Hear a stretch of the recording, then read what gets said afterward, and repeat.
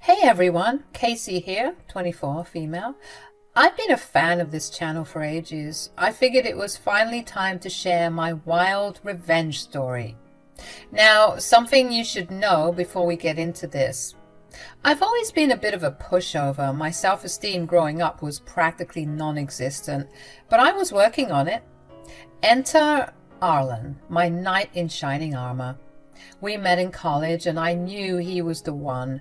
Arlen was kind, patient, and understanding. This was crucial because I have chronic depression, and trust me, I could have some really rough days.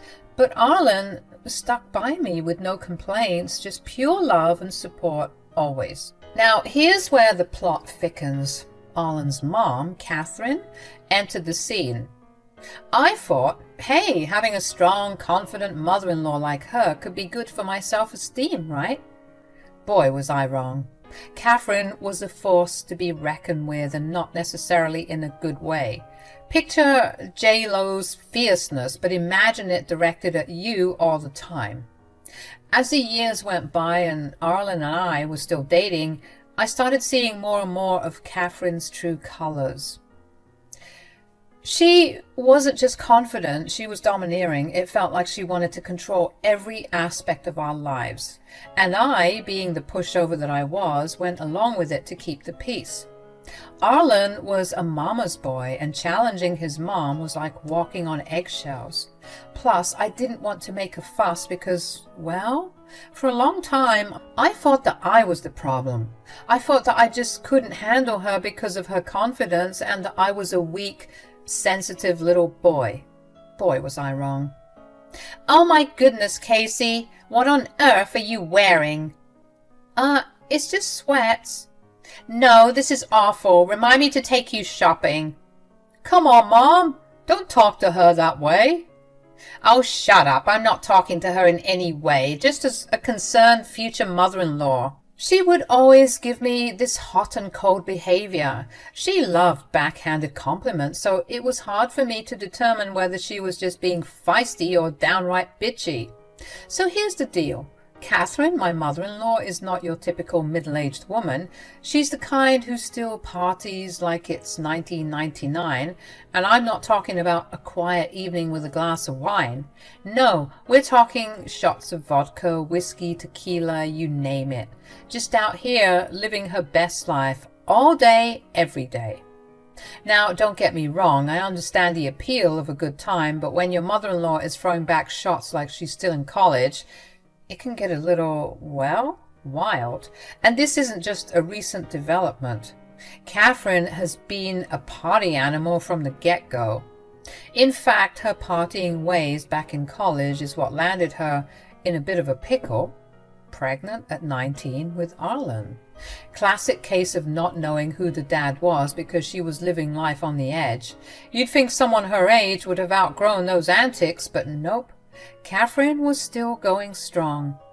Now, I tried to cut her some slack for her attitude considering her history. I mean, it's not easy being a single mom at 19, not knowing who the father is and having little to no support from friends and family. But her wild and mean streak was taking a toll on my mental health. Every time I was around her, my anxiety would flare up like hormonal acne and I'd feel like garbage. It was a constant battle between my desire to keep the peace and my need to stand up for myself. So I decided to spill the beans to Arlen. I poured my heart out, explaining how Catherine's behavior was affecting me. Babe, we need to talk. What's wrong, babe? It's about your mom. I know she can be a bit crass and wild, but I don't know, babe, it's getting to me. Oh my God, I didn't realize. I'm so sorry. I'm going to talk to her today. Don't you worry about a thing. I know she can be a bit much sometimes, so I'm going to ask her to let up with the jokes and stuff, okay? Thanks, babe. So just as he said, he had a talk with his mother, and for some days, I felt at peace. Catherine didn't text me or apologize or anything. I just assumed that things were going to be okay, but obviously, that wasn't the case. Catherine called me out of the blue one day, and I answered it. Hey, Kath. Cut the crap, Casey. What's your deal with me? Huh? You trying to turn my son against me? Is that it? Huh? What? What are you talking about? You think you can just waltz in here and make me look like the bad guy? Well, you got another thing coming. Catherine, I don't know what you're talking about.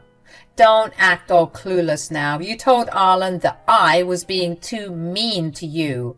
It's not my fault you don't have any thick skin. I told him I'd tone it down or whatever. But believe me, I'm going to make your life a living hell. No one gets away with accusing me of something so stupid. I mean, seriously? Catherine, wait, please, let's talk about this. You couldn't even face me like a grown woman. How pathetic. You don't deserve any change or respect from me. Huh. Her threat scared the bejesus out of me, and it only made dealing with her more exhausting. But before I could say anything else, she hung up the phone and left me shaking, reaching for my anxiety meds. I didn't know what to say or do. It all felt like it was happening too fast. Unfortunately, she wasn't lying about what she said on the phone. As the weeks went by, it seemed like Catherine was on a mission to push every button I had. Snarky comments, passive-aggressive jabs. She was a master of the art. The tricky part was that whenever the three of us hung out, Catherine would flip a switch. While Arlen was around, she'd act like the sweetest angel to me, making him all happy. But the moment Arlen left the room or wasn't there, it was a whole different story. Vicious and rude with no holds barred. It was like living in a twisted game of good cop, bad cop. I felt like I was walking on eggshells, not knowing which version of Catherine I'd encounter that day, always depending on Arlen to be there with me so that I could avoid her crap.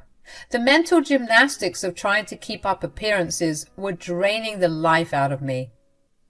I was scared and exhausted, and I didn't know what to do. You might be wondering why I didn't just talk to Arlen again. Well, to be honest, I was scared. The fear of what Catherine might do if Arlen found out about what she was doing scared the crap out of me. I just decided to become a puppet in her little charade, all for the sake of keeping the peace. But whose peace was I keeping? Telling Arlen the truth felt like opening Pandora's box. What if he didn't believe me because of how nice she was acting? What if he would confront her and she would put on a show and flip it back to me? What if he did believe me and the situation would just strain his relationship with his mom even more? 1,000,001 things could have happened, and I wasn't about to find out. I felt trapped in a no-win situation, silently enduring the storm that Catherine had let loose. Days turned into weeks, and I became a master of putting on a facade, smiling through the torment, pretending everything was hunky-dory. All the while my stomach churned with anxiety. It was a relentless game, and I was on the losing side, unfortunately. I didn't know if I could handle this any longer. I was even on the verge of telling Arlen about everything, but I kept on second-guessing myself. A couple of years went by, and I did my best to avoid Catherine, but obviously I couldn't hide from her forever. You'd think she'd get tired of bullying me, but I guess I was an easy target for her. So she just kept going on and on. She'd say things like, "You're so useless. I don't even know why my son is dating you." And, "You're taking all of these meds, but you're still such a shaky little mess. I think you need to get a refund, sweetheart. This is all so pathetic." I was about to lose it. I was even considering ending things with Arlen, even though that would crush me, but I wanted to prioritize myself and my mental health. And at the moment, that seemed like the only solution. But one day, I found a ring in Arlen's jacket. He was planning on proposing. My heart melted instantly, and I knew I couldn't leave him. He wanted to marry me. Me, of all people. Could you believe it? I was over the moon. And those rose-colored glasses were on, honey. I started thinking that maybe Catherine would finally respect me if she saw that we were engaged, so I decided to button my lip about ending things and start being hopeful for the future. Well, after all the proposal excitement, I turned 23, and guess what? Arlen decided to pop the question on my birthday. It was like a dream come true. I, of course, pretended like I knew nothing about the surprise, and we were over the moon. Surprisingly enough, just as I had hoped, it seemed like even Catherine was catching the love bug too. When Arlen dropped the news, she was actually happy. For once, it seemed like she was easing up on me, and it was a pleasant surprise. With wedding bells ringing in our future, I foolishly thought maybe we were turning a corner in our relationship. Perhaps becoming family officially would thaw out the ice between me and Catherine. Fast forward 2 months and the wedding was in full swing. Everything was rolling smoothly, and even Catherine was doing her usual party antics, downing drinks like there's no tomorrow and dancing like it's her personal nightclub. People either laughed, joined in, or judged her with their friends. All I know is that everyone was having a good time, and I couldn't ask for anything more. At least she wasn't being snarky or rude for once. A girl deserves some peace on her wedding day, right? Arlen and I were on cloud 9, of course, soaking in all the love and joy. The day was special, one for the books. I couldn't have asked for a better wedding with such a high. I figured it was finally time for me and my mother-in-law to turn over a new leaf. So a couple of months into wedded bliss, I thought, why not? Let's invite Catherine for coffee. Just a casual hangout to build a bridge. I dialed her number, hoping for a pleasant conversation, but oh boy, was I in for a rude awakening. The moment she picked up the phone, it was like a switch flipped yet again. The warmth was replaced with frostiness, and she unleashed her mean and nasty side on me just like before. I was taken aback, wondering if I had dialed the wrong number, but no, it was Catherine, back to her old self. You think you can invite me to coffee? What makes you think I would want to be seen alone with you in public? I'm already forced to hang out with you enough. But I thought that things were better between us. Ha, better? I never cared for you, Casey. I want you to know that. Then why were you being so nice to me these past couple of months? What was up with that? I was only doing that because I knew you had a wedding to plan.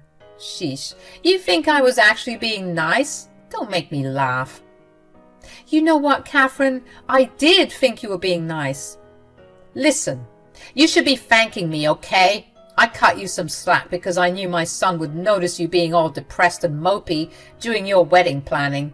Then he'd start prying, and knowing you, you'd crack under the pressure. You're like a delicate little leaf just shaking in the wind. I had to do it. Consider it a wedding gift. Tried to salvage the conversation, thinking maybe it was just a bad day for her. But the more we talked, the clearer it became. She hadn't changed a bit. The facade at the wedding was just that, a facade. I hung up feeling a mix of disappointment and frustration. It was a harsh reality check. No matter how much I hoped for a better relationship with my mother-in-law, the truth was staring me in the face. Catherine wasn't about to turn over a new leaf. The question was, how would I deal with it? To be honest, for a long time, I didn't know. The good thing was I didn't have to know what to do, because one day Catherine just up and left. Life has its own way of throwing curveballs, doesn't it? You heard that right. Catherine pulled off a disappearing act that no one saw coming. One day she just left us, vanishing into thin air like a magic trick, leaving everyone scratching their heads. At first, I have to admit, I was kind of relieved. Catherine's toxic energy was gone, and it felt like a weight lifted off our shoulders. While everyone was worried, I was low-key chilling. I thought she might be off somewhere trying to find a new rich man to exploit, thinking she'd resurface with a new story and more drama. Sue me for enjoying some peace and quiet for a while. But 1 month had gone by, and my relief was slowly being replaced with worry. Then another month went by, and we went into full panic mode. Arlen and I started to get genuinely concerned about her safety. In desperation, we filed a police report, hoping they could help us find some answers. However, the police weren't exactly sympathetic or hopeful. They questioned why we took so long to report her missing.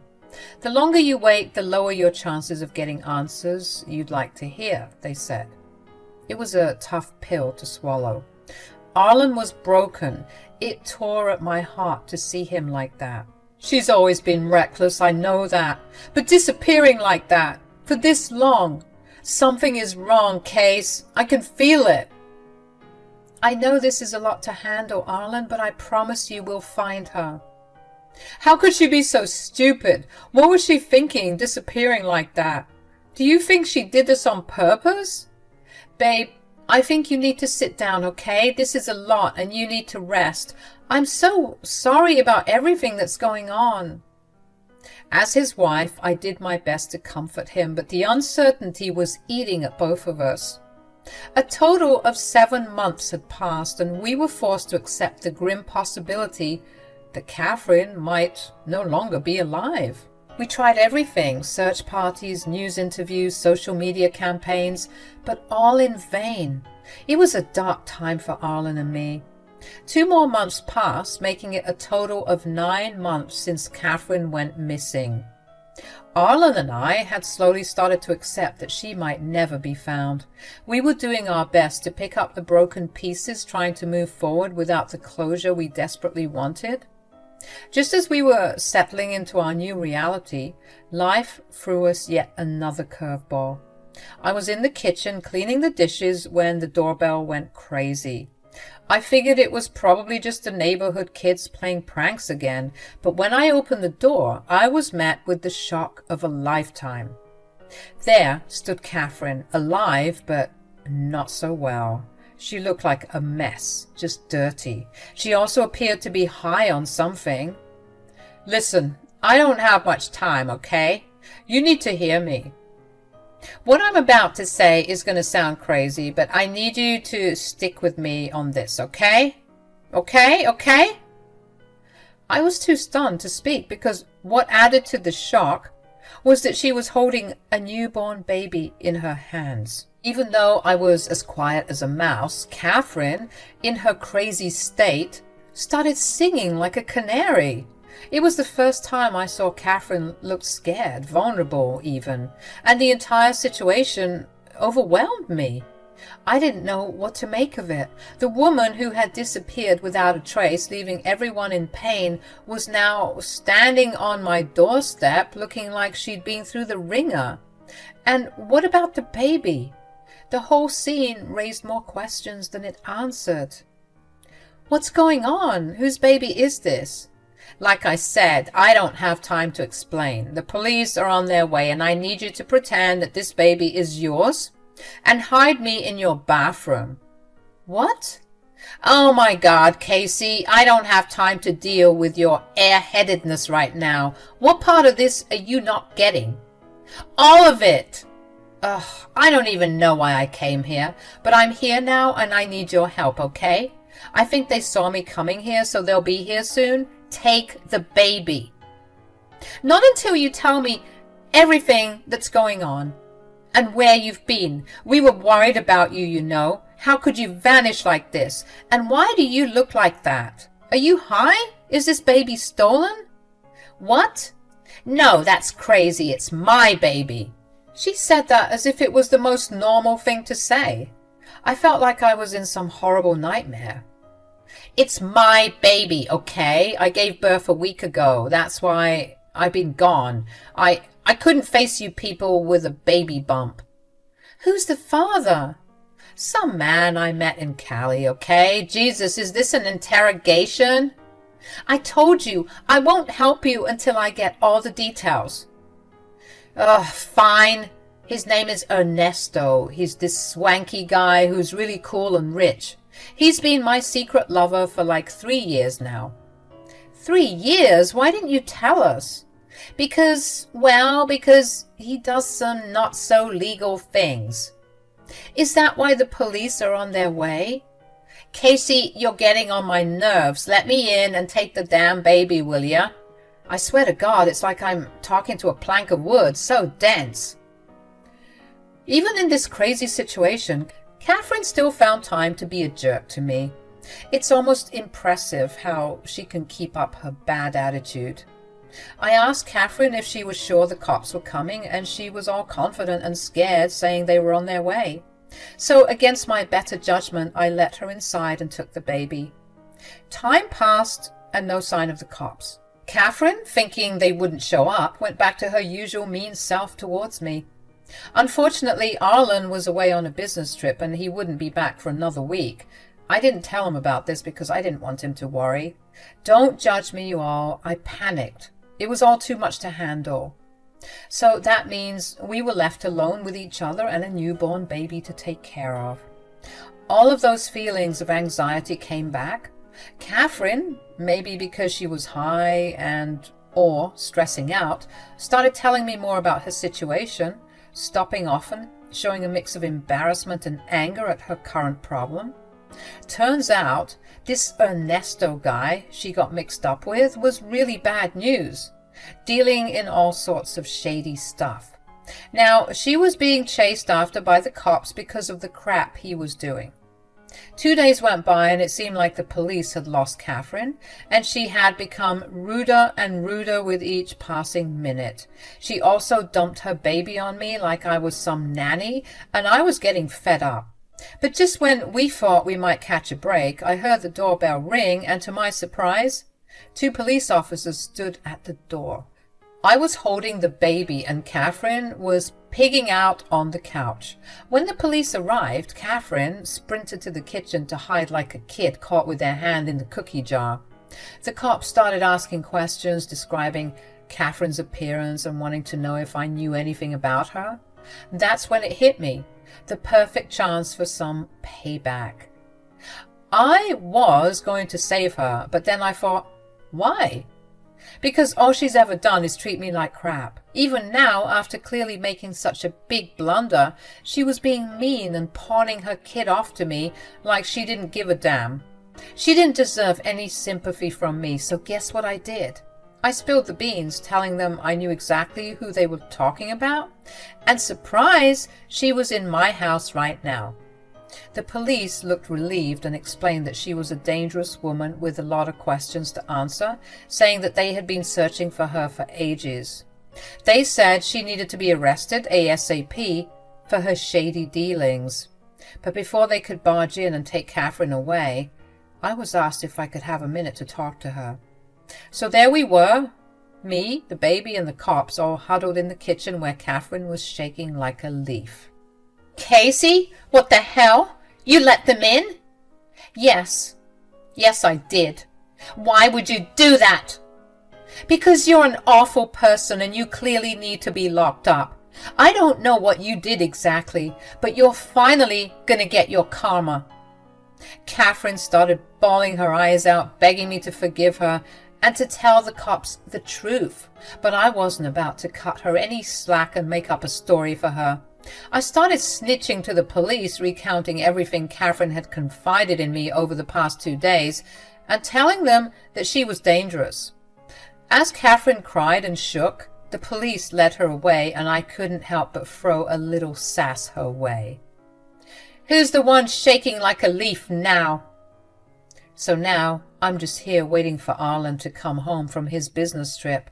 I don't even know how I'm going to tell him about all of this. And on top of that, we have to raise his half-brother because of this drama. Please help me out in the comments, you all. Give me some advice on how to handle this situation, please. Despite the craziness and having to face my husband, one thing I can appreciate is that Catherine's in a holding cell, awaiting trial where she clearly belongs.